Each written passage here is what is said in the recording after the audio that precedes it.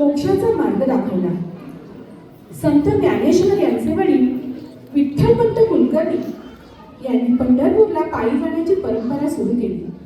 संत ज्ञानेश्वर आणि त्यांच्या भावंडांनी ही परंपरा पुढे सुरू ठेवली.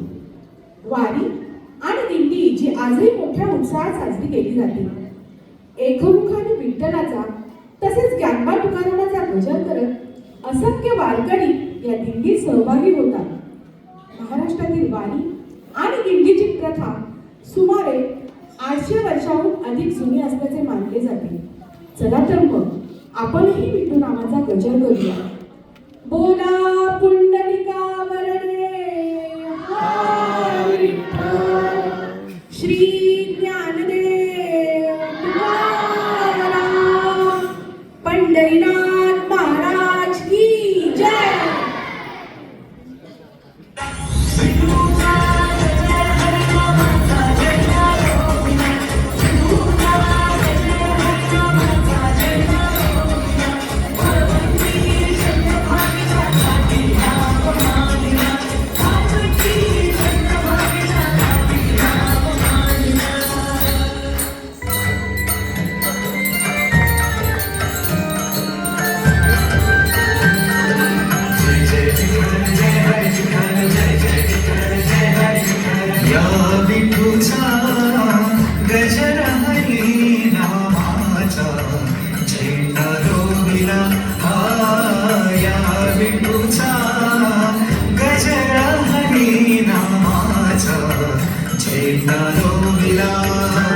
या संतांचा मेळा गोपाळांचा डाव मांडिला.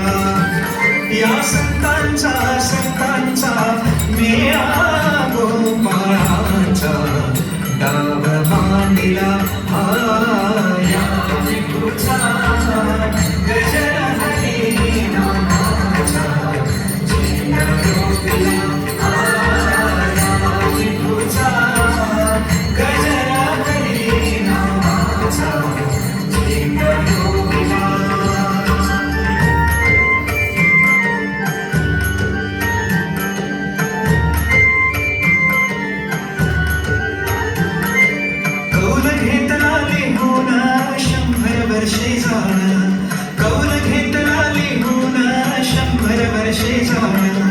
नांगर धरिया सत्वाचा बैल मन पवनाचा डाव मांडिला. या विठूचा गजर हरी नामाचा. संतांनी अनेक चमत्कार केले. त्यांच्या आईवडिलांनी देहांत प्रायश्चित्त घेतले होते. ज्ञानेश्वर धर्मसभेकडून शुद्धीपत्र मिळवण्यासाठी गेले असता तेथील पंडितांनी ज्ञानेश्वरांवर अपवित्रतेचा आरोप केला. तेव्हा त्यांनी रेड्यामुखी वेग वधवले. तो प्रसंग पाहूया. आज सभेमध्ये काय होणार आहे काय माहिती. हे काय आहे काही समजत नाही. ह्यांना काय म्हणायचं आहे. पूर्वीच्या ब्राह्मण वृंदांनी विठ्ठलपंतांना देहांत प्रायश्चित्त दिले होते. ते त्यांनी घेतले की त्यानुसार त्यांच्या मुलांना शुद्धीपत्र मिळावे असे लिहिले आहे. ते देहांत प्रायश्चित्त त्यांच्या माता पित्यांच्या पापक्षालनासाठी होते. ही मुलं जन्मतःच भ्रष्ट आहे आणि भ्रष्टांना कोणतेही धार्मिक संस्कार करण्याचा अधिकार नाही. ब्राह्मण वृंदांनी या गोष्टीचा गंभीरपणे विचार करायला हवा. यापूर्वी सखोल अभ्यास न करता आमच्या माता पित्यांना देहांत प्रायश्चित्त घ्यायला सांगितले. अरे काय बोलतोय हा. धर्मपीठापुढे बोलतोय, तेही पैठणच्या धर्मपीठापुढे बोलतोय. अरे समजतो काय स्वतःला. या पंडितांवर संशय असेल तर काशी क्षेत्री जावे, तू शुद्धीपत्र आणावे, ते आम्ही मान्य करू.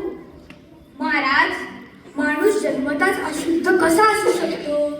मानवी जन्म हा तर ईश्वरी संकेत आहे. तुम्ही शुद्धीपत्राचे याचक म्हणून आला आहात की विवाद घालण्यासाठी. पंडितांनी रागवू नये. धर्मात म्हटले आहे आत्मा पवित्र आहे. सर्व प्राणी मात्रांचा आत्मा हा एकच आहे. जर जर असे असेल तर शुद्ध कोणास करायचे, आत्म्यास की शरीरास? तत्वज्ञानाच्या गोष्टी करतात आपलं वय काय, आपण बोलताय काय, कोणासमोर बोलताय याचे काही भान नाही. ज्ञानाला वय नसते महाराज, आत्म्यालाही वय नसते. वय शरीराला असते. माझं जरी शरीर बोलत असेल तरी त्याचा बोलविता हा आत्मा आहे. तुमच्या आणि माझ्याप्रमाणेच सर्व प्राणी मात्रांचा आत्मा हा एकच आहे. सिद्ध करून दाखवतो का आळंदीच्या पोरा? 4 पोथी पुराण वाचून पोपटपंची करणं फार सोपं असतं. वाद कशाला?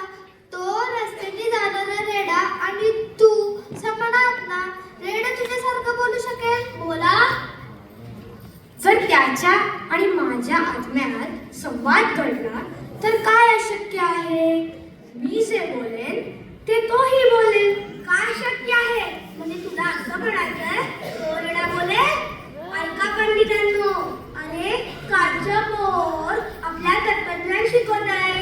एवढा गोड गप्पा मारतो ना तर काही नका. ए रेडावाल्या, थांब जरा, चला रे. ए, नाव काय तुझ्या रेड्याचं? ज्ञाना. माझ्या ज्ञानाला काय करताय? काही नाही रे, त्याच्या भावाला दाखवतो. हा ज्ञाना, मी ज्ञानेश्वर. दोघांची नाव तर जुळले. पाहूया आत्मा जुळतोय का. ए, हाक मार तुझ्या भावाला.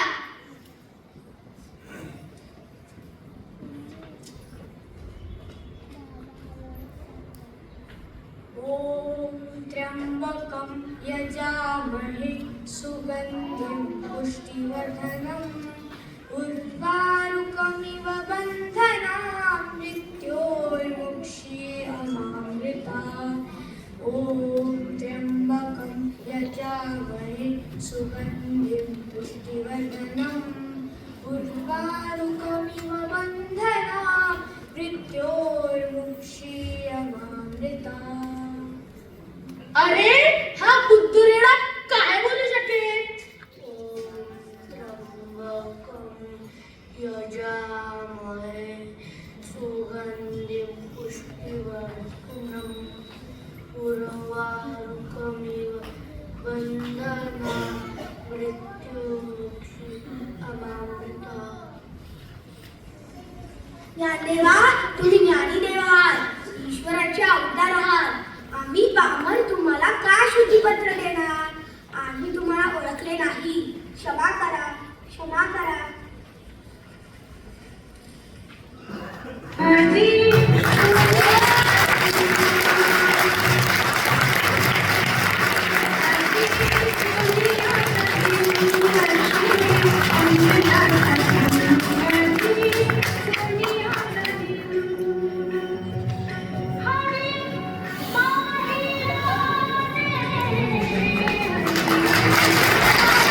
तिने सर्वसामान्यांना आश्चर्यचकित केले. एका मोठ्या योग्याच्या संत चांगदेवांच्या गर्वाचे रूपांतर एका सामान्य भक्तामध्ये करण्याचा हा प्रसंग म्हणजे ज्ञानेश्वरांनी भिंत चालवली. चला तर पाहूया हा प्रसंग.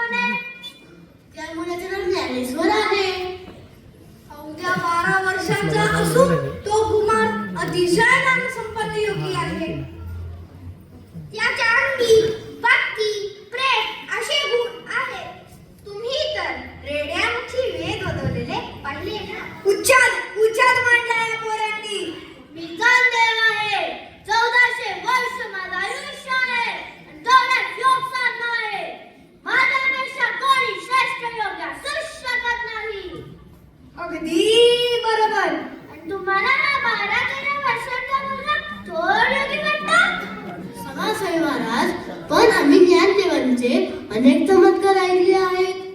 केवळ तोच नव्हे, त्याची भावंडे निवृत्ती, सोपान आणि मुक्ताई सुद्धाही स्वराज्य अवतार आहेत. पैठणच्या श्रेष्ठ धर्मपीठाकडून त्यांना मान्यता मिळालेली आहे.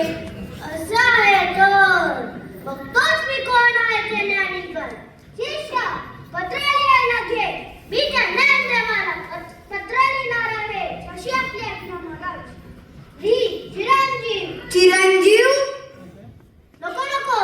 जरी ज्ञानदेव वयाने लहान असले तरी ज्ञानाने मोठे आहे. चिरंजीव नको. तीर्थरूप. तीर्थरूप. अहो, तुम्ही 1400 वर्षांचे योगीराज आणि त्या कालच्या मुलांना तीर्थरूप. शिष्य कोरास कागद पाठवून दे. बघू तरी पोरं काय उत्तर पाठवतात.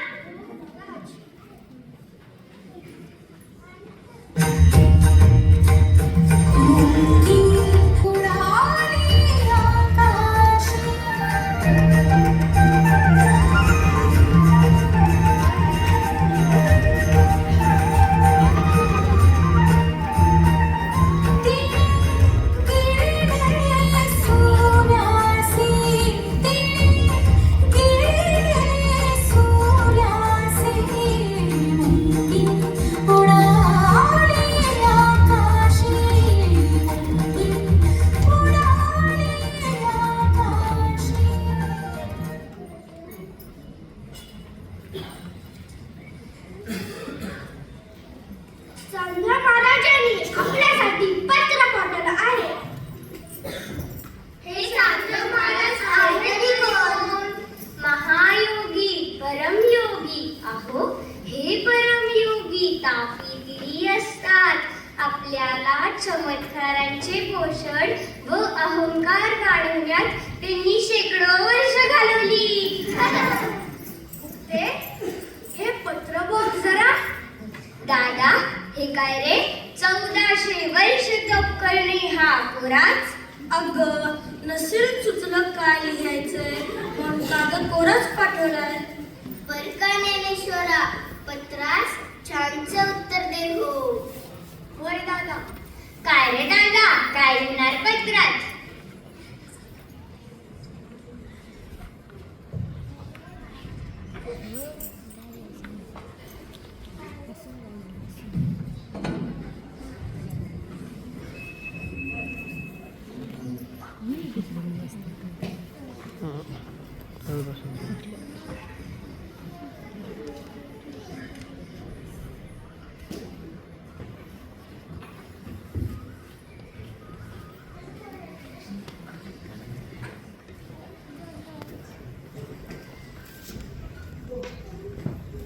बघू दादा, काय उत्तर लिहिलेस? हे काय ओव्या? अरे, हे उपदेश पत्र आहे. 65 ओव्यांचं उपदेश पत्र. अशा प्रकारे ज्ञानदेवाने 65 ओव्यांचे उद्देशपत्र लिहिले. या 65 ओव्या म्हणजेच मराठीतील ग्रंथ चांगदेव 65 होय. काय झाले शंभू पंडित? ते आले योगीराज चांदेवले भागावर बसून आले. त्यांच्या हातात चापाचा असूर आहे. शिष्टगण मागून चालत येत आहे. आता आपल्यालाही त्यांना भेटायला जावे लागेल. आता आपल्यालाही आपले दिव्य वाहन घेऊन त्यांना भेटायला जावं लागणार.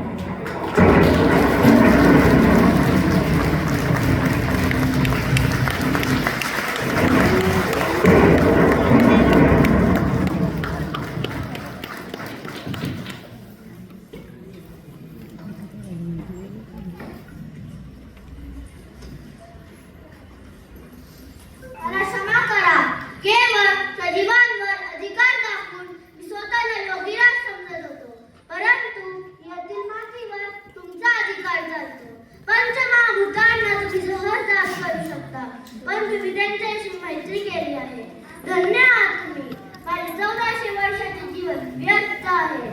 मला तुमचा शिष्य कर. मुक्ते, हा 1400 वर्षांचा चांगदेव आजपासून तुझा शिष्य.